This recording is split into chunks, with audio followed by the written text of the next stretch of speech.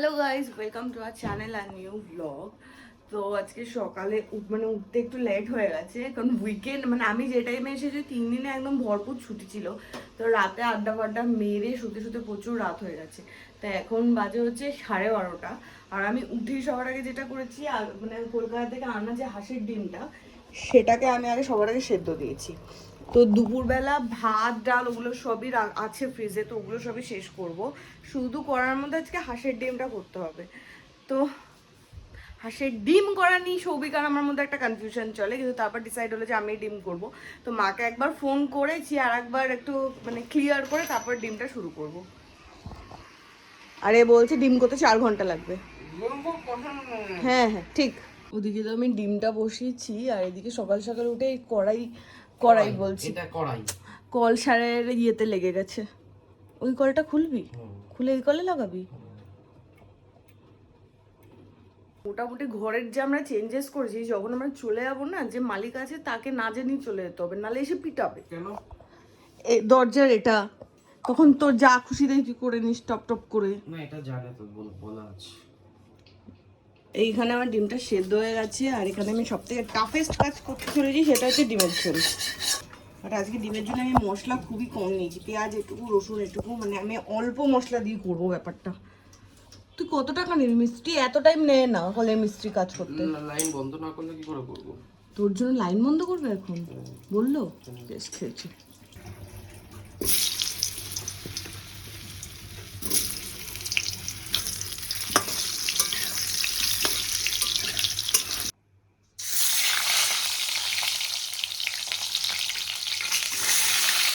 বাবা কি শান্তি, কতদিন পরে হ্যাঁ ডিম ছাড়ানো ডান।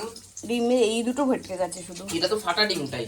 হ্যাঁ হ্যাঁ। আর এটা ছাড়াতে গিয়ে কেমন হয়েছে আমি জানি না। একটা একটা করে ভাবছি, দুটো দুটো করে। করে তুই যা, কোথায় যাবি বলছিলি, ঘুরে আয়, তাড়াতাড়ি যা, তাড়াতাড়ি আয়। হ্যাঁ প্লিজ, নাহলে ঘর। এখন ফ্যান ঠিক করবি? ওকে যা। আজকে আমি ডিমের ঝোলে জিরে আর এখানে একটা তেজপাতা ফোড়ন দেবো।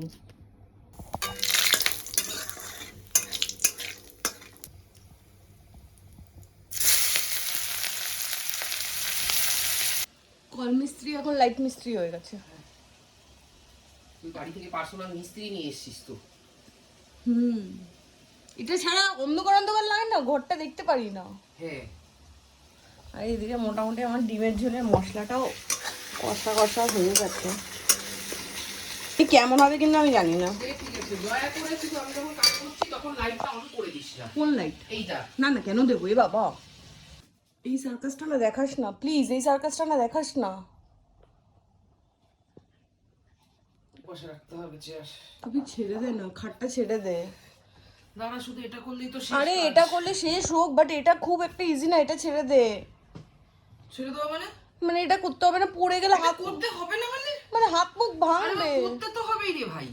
আরো কর্নারে নিয়ে আসলে দুম করে পড়তে পারে। আরে না না, তুই ধরবি তো, ওটা ঠিক করে দিচ্ছ, ওই লাইটটা জ্বালিয়ে দে।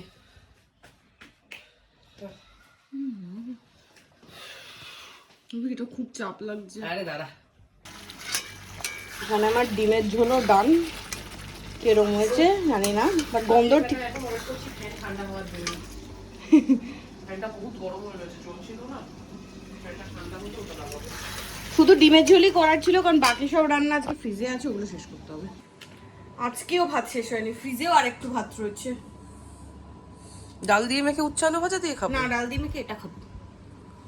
তুই উচ্চ ভাজা? এই তো আমার, ও তো একসাথে করে নিয়েছিস বা। এইটা আজকে শেষ হবে, থ্যাঙ্ক গড।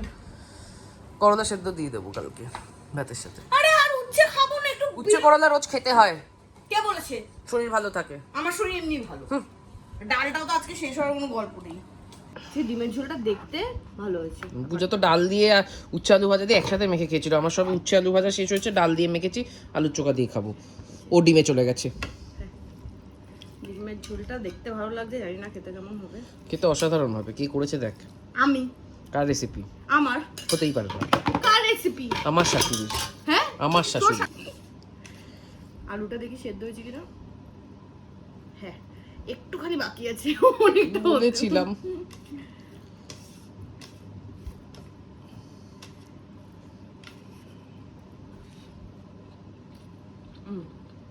খারাপ হয়নি, ভালো হয়েছে। ঠিক আছে, একটু মিষ্টিটা বেশি হয়েছে, বাট ঝোলটা একটা ভালো লাগছে। ঠিক আছে, সুন্দর হয়েছে। মুখেই তো দিলি না, গন্ধ শুকেছিস নাকি? আদা রসুন দিয়েছিলি? সব দিয়েছিলাম। আচ্ছা, কেন বলতে পারছিস না কিছু? জিজ্ঞেস করলাম, আমি এখনো খাইনি তো। এমন টেনশন হচ্ছে, তুই এরকম ভয় দেখাচ্ছিস কেন? মজা লাগছে, প্লেটগুলো ভালো হয়েছে। হ্যাঁ, আমার খুব পছন্দ হয়েছে। ভালো হয়েছে, সুন্দর হয়েছে। সত্যি? আরে হ্যাঁ, আমি জানি, বুঝতে পেরেছি আমি সেটা। এবার বল কি? আলুগুলো শুধু পরের দিন থেকে এসে হ্যাঁ হ্যাঁ হ্যাঁ, আলুটা একটু ইয়ে হয়ে গেছে। তাহলে একদম পারফেক্ট হয়েছে। বাজে হচ্ছে 4:45। সৌভিক সবে মানে 10-15 মিনিট আগে স্নান করে বেরোলে এই হ্যাঁ, আমি এই বেরোলাম 1 মিনিট আগে, এইভাবেই বেরিয়েছি চান করে। আধা ঘন্টা হয়ে গেছে আমি বেরিয়েছি। আধা ঘন্টা ধরে তুই রেডি হয়েছিস সেই আমি কে আমি কে কে কে আমি তো গিট বাজছে, গালে ক্রিম মাখছে, রঙিন রঙিন ক্রিম মাখছে। তো যাই হোক, প্রথমে কথা ছিল যে আমরা সিয়ার পার্ক যাবো, কি ওখান থেকে মাছ ফাছ কিনবো, বাট আমাদের এখান থেকে সিয়ার পার্ক অনেকটা দূর। মানে সিয়ার পার্কে যাওয়া মানে ওখান থেকে গিয়ে জাস্ট কিনেই চলে আসা, কারণ গরম পড়েছে ভালোই, তো অনেকক্ষণ ওটা নিয়ে বাইরে ঘোরাঘুরিও করা যাবে না। তো তাই জন্য প্ল্যান ক্যান্সেল করে আমরা ঠিক করলাম আইএনএ মার্কেটে যাবো, ওখান থেকে মাংস কিনবো। তারপরে ডিসাইড হলো যে এখানে সৌভিকেরও একটা, আমার যেমন পিঠে নেওয়ার ব্যাগটা, এই ব্যাগের মতো একটাও ব্যাগ নেই, ব্যাকপ্যাকের মতো। তাই জন্য একবার সরোজিনী যাবো, প্রথমে সরোজিনী থেকে ওই ব্যাকপ্যাক টাইপের ওর একটা কিনবো, দেন ওখান থেকে আয়না মার্কেট যাবো। বুঝলি হিরো, দিল্লিতে গরম পড়েছে, বাট এখনো সেই গায়ে লাগছে না ব্যাপারটা। আমার তো লাগছে রে ভাই। তুই কলকাতায়, আমি তো কলকাতায় যাওয়ার পর তোর ফিলিংসটা দেখছি। এরকম দৃশ্য কলকাতায় তুই দেখেছিস? এরকম গোটা সিটে তুই একা বসে এরকম ফাঁকা পেয়েছিস কবে? আমি আজ পর্যন্ত ফাঁকা পাইনি, এরম পুরো ফাঁকা। পিঙ্ক লাইনে আমি তো উঠে গেছি মেট্রোতে, আর চলে এসেছি সরোজিনী, বাট এটা উইমেন্স অনলি ছিল, আর আমি সেটা খেয়াল করিনি বলে লাস্ট কম্পার্টমেন্টে উঠে গেছি, বাট সৌভিক উঠতে পারিনি। তো আমি এখানে ওয়েট করবো, নেক্সট মেট্রো ধরেও আসছে। 6 মিনিট পর পরের মেট্রোটা এলো। ওটা লেডিস ছিল, আমি খেয়াল করিনি। আমি যেতে যেতে নেক্সট কম্পার্টমেন্ট পৌঁছাবো তার আগে। আরে আমি উঠেও খেয়াল করিনি, আমি নেমে দেখলাম যে ওটা উইমেন্স অনলি লেখা ছিল। আমি ভাবছিলাম তুই উঠলি না কেন? ফোন করে আমাকে ঝাড়িস কেন উঠলি না আমার কথা। কলকাতার প্ল্যানেট আর দিল্লির সরোজিনী কোনো সময় ফাঁকা থাকে না। থাকে কোন সময়? সামনে ভিড়টা না সেরাই না, রোববারে।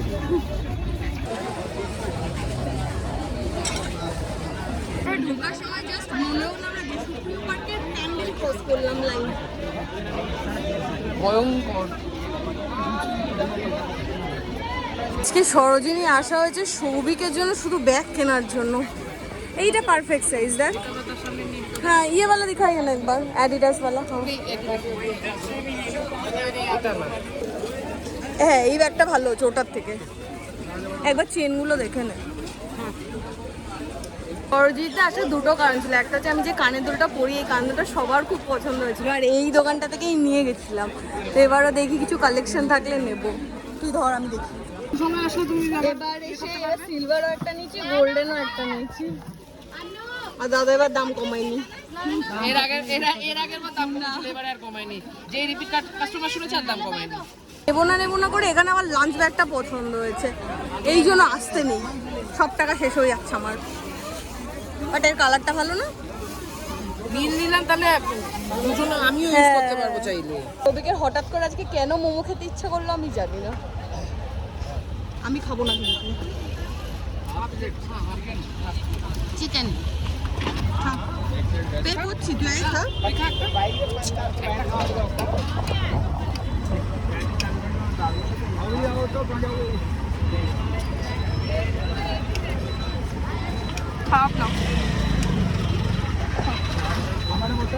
আজকে সৌভিকের প্ল্যান আছে প্রত্যেকটা দোকান থেকে হাফ প্লেট করে মোমো ট্রাই করা, কারণ ও যাওয়ার সময় একটা দোকান থেকে সুন্দর গন্ধ পেয়েছি।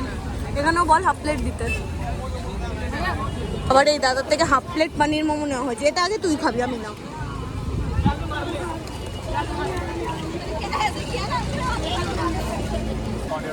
50 বার বলেছিলাম ভেজ নেই। বলেছিলাম তো সার্ফ এক্সেল আমি খাবো না, পাচ্ছি না। ভেজ নেবো। হ্যাঁ, আবার হাফ ভেজ নিয়েছে, আমি জানি না, এবার হাফ চিকেন নেবে।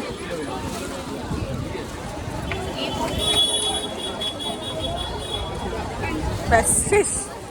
কেউ তোকে বলে স্টান্টটা দেখাতে, তুই মোমোর ক্ষেত্রে প্রত্যেকদিন কেন স্টান্ট দেখাস? ব্যাস আস্তে। थोड़ा सा कम डालो आइस। আমার না এই ব্যাপারটা আতঙ্ক হয়ে গেছে মেলার পর থেকে, বল চিনি কম দিতে।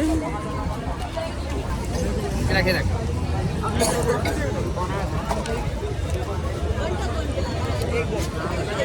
অনেক বেটার, মাছ বেটার। নামার সময় সিঁড়ি দিয়ে নামবো। আমরা আইএনএ মার্কেট চলে এসেছি, আর যথারীতি মেট্রোতে উঠে আমি আবার বিরক্ত। কিন্তু তুই ওদিকটা দিয়ে যাওয়া উচিত ছিল। চল না রে ভাই, চল। কম দিন তো হলো না আমার এখানে। কিন্তু তোর ব্যাগটা ভালো হয়েছে। চয়েসটা কে করলো রে? মোটা হবো তো আদিবাস চুজ করেছিলি, আদিবাসের ব্যাগ। ছবি অনেক দিন তো। হ্যাঁ, না না, এই ক্লিপটা পরে দিয়ে দিবি। এই প্রত্যেকবার এক্সকেলেটরটার জন্য ওদিকটা দিয়ে যায় না, এদিকটা দিয়ে আসে, আবার ঘুরে আমরা ওদিকটা দিয়ে যাই। আর বলবে অনেক দিন তো হলো আমার দিল্লিতে, কদিন হলো। এই জন্য বলে গরিবের কথা বাসি হলেও সত্য। কোথায় আমার তো হলো না। আরে আমার কথা, হ্যাঁ। আগে মাছ মাংস ডিম কিনে নি, তারপর সব কিছু, মানে মাছ মাংস কিনে নি। 950 দিয়ে দিচ্ছি। আজকে সব মাংস কেনা মাছ কেনার দায়িত্ব আমার। ওটা ভালো ছিল তো সবই, সত্যি কথা বল। কিন্তু লিটারালি আজকে আমার সাথে বদমাইশি করছে। আজ সব তোর দায়িত্ব। এখান থেকে আমি চিংড়ি নিলাম আধা কিলো। আজকে তো চিংড়ি আর মাটন কিনেই ফিরছি, কারণ কাতলাগুলো একদমই ভালো লাগেনি। আর সবিক মোটামুটি ওখানে এমন এক্সপ্রেশন দেয়, মানে ওর এমন অবস্থা খারাপ হয়ে যায় যে তাড়াতাড়ি করে বেরিয়ে যেতে হয়। এখনো মুখ ঠিক হয়নি, মুখ প্যাঁচার মতো করে আছে। হ্যাঁ, ওই পাপড়গুলো আমি খুঁজছি, কোনগুলো বলতো যেগুলো বিক্রি হয়। কোনগুলো বিক্রি হয়? আরে সরোজিনীতে ওই যে ঝুড়িতে করে নিয়ে বেচে না, গোল গোল বড় বড় বড় বড়, হ্যাঁ। ওই পাপড়গুলো। দেখ একবার পেতে পারিস। এই তো কত মুড়ি, তুই কলকাতা থেকে মুড়ি নিয়ে আসিস? কলকাতা সরু সরু লম্বা, এইটা মোটা মুড়ি না? আরে ভাই এটা মোটা হলেও চালগুলো দেখ কত লম্বা, কত বড় বড়, ভালো লাগে না।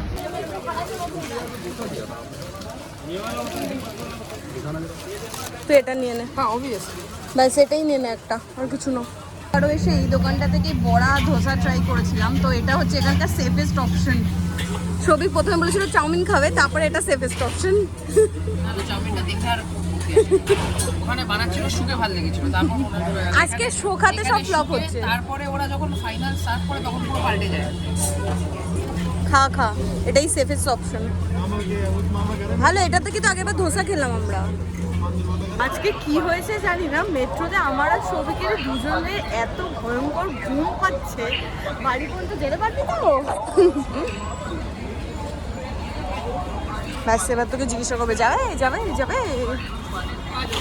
বাচ্চা হচ্ছে 8:30 প্রায়, এই ঢুকলাম।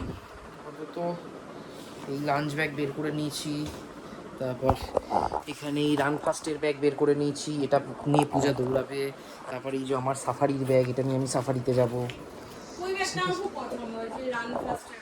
হ্যাঁ, এবার রাত্রিবেলা খাওয়া দাওয়া করে ঘুম পাচ্ছে কেন বুঝতে পারছি না। হ্যাঁ অ্যাকচুয়ালি আপাতত আমি চেঞ্জ ফেঞ্জ করিনি, পুজো তো ফ্রেশ হয়ে নিয়েছে। এগুলোকে ফ্রিজে ঢোকা, মাংসটাকে দুভাগ করে ঢোকাবি। আরে পুরোটা একবারে রান্না করতে হবে তাহলে? 1 কিলো মাংস একবারে রান্না আমি করে ফেলতে পারি, তারপর ওই 7 দিন ধরে ওই এক রান্না খেয়ে যেতে হবে। কিন্তু তুই থাম, তুই 1 পিসের বেশি মাংস খাস না, তুই কথা কইস না। এখনো ডিনারের টাইম আছে বলে আগের দিনে হামি টু যেটা আমরা আধা রেখেছিলাম ওটা আমরা কমপ্লিট করছি। আমি 2 তাই দুভাগে দেখছি, একবারে দেখতে পারি। এরপরে যখন আমি 3 যদি বেরোয় ওটা দুবারেও দেখতে পাবো, ওটা 3 ভাগে দেখতে হবে।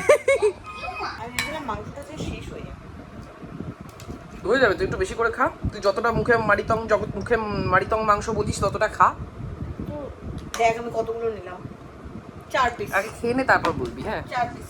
বাট আজকে এই লাইটটা ঠিক করার পর থেকে না ঘরের জেল্লাটাই অন্যরকম পাল্টে গেছে। হ্যাঁ তুই আগে এটা দিয়ে খা, তারপরে তুই ভাত নিস। ঠিক আছে। 10টা 20 বাজে, খাওয়া দাওয়া তো হয়ে গেছে। আর আজকে মোটামুটি চিকেনটা আজকে শেষ না করলে আমি আর ওই বাসি চিকেন 3 দিন ধরে খেতে পাচ্ছিলাম না। বাসির জায়গায় দেশি হলে তো 7 দিন করে খেতে। চুগো থাক। তো যাই হোক, এদিকে আমাদের হামিটুও শেষ। আমিও একটু ল্যাপটপ খুলে বসেছি, এদিকে সৌভিকও একটু ল্যাপটপ খুলে বসবে। তো এই ল্যাপটপ প্রশ্নই রবি 3 দিন ধরে শুয়েও দেখিনি তো, হ্যাঁ। কি হবে, কত এসকেলেশন আসবে তার কোনো ঠিক ঠিকানা নেই। তো যাই হোক, আজকের ব্লগটা এখানেই এন্ড করলাম। তোমাদের কেমন লাগলো সেটা কমেন্ট করে জানাও। যদি কিছু ভালো লাগে লাইক। আচ্ছা আসতে না, হ্যাঁ, রাত্রেবেলা তাও কি করে যাবো অফিস? আমি যখন ছিলাম না সেটা পরে যেতি, আমি জানি না। তো আজকের ব্লগ ভাবতে হবে, থামবি, ওটা একটু বের করে দিচ্ছি। তো যাই হোক, আজকের ব্লগ তো আমার আদর্শ বোন। টাটা। হ্যাঁ।